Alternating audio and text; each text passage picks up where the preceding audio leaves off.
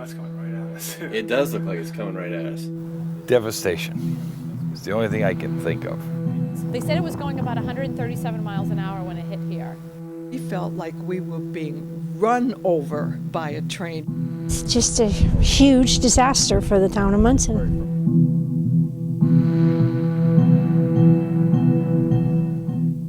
The tornado came, and right after the tornado came over, it lasted about 40 seconds, wrecked everything, destroyed everything. I lost my wife in December, which added to the catastrophe. In June, I went home.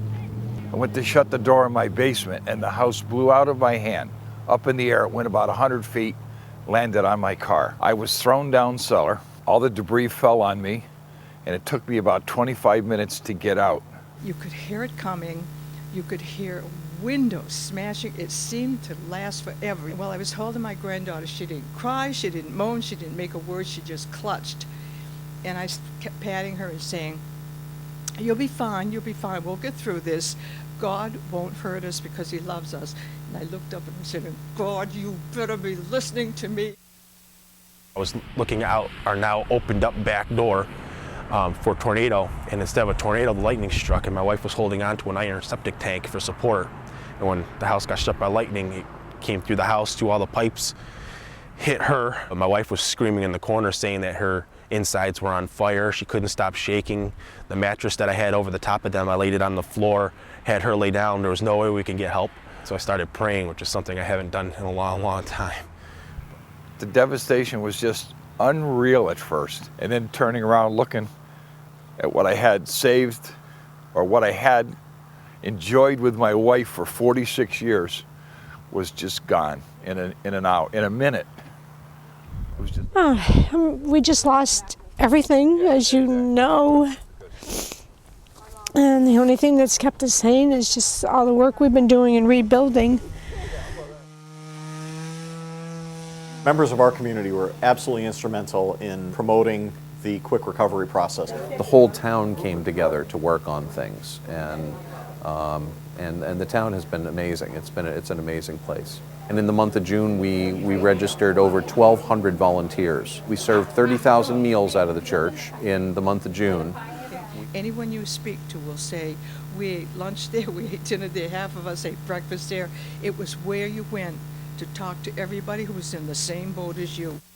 Now it's November and people are still without their homes, and it's not just Monson, it's throughout the whole tornado territory from Westfield all the way out to Southbridge. That if you just drive around and you see foundations and houses that haven't been touched, it makes you wonder why. But the people that are still without homes and without help from either their insurance companies or the banks or whatever, it's confusing. It's almost embarrassing that they're not being taken care of.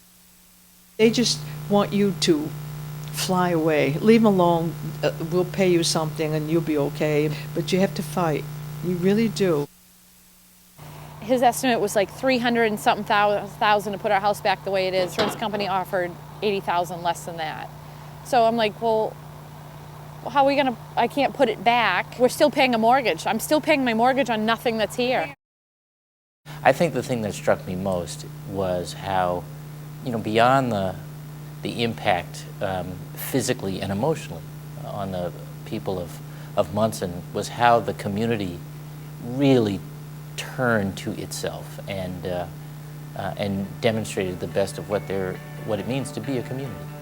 It's still devastating 6 months later, and I really don't, I don't know that anybody that experienced it will ever get over it. Part of the town did die, the trees and everything like that. But if you lose someone, you learn to adapt in a different way. And I think a lot of townspeople are going to have to try to think in an upbeat like that. It's made me a much stronger person, and you know what? I love my Coach bags, I love all my stuff, but you know what? When it's gone, you just totally appreciate your life. Life goes on. We're survivors.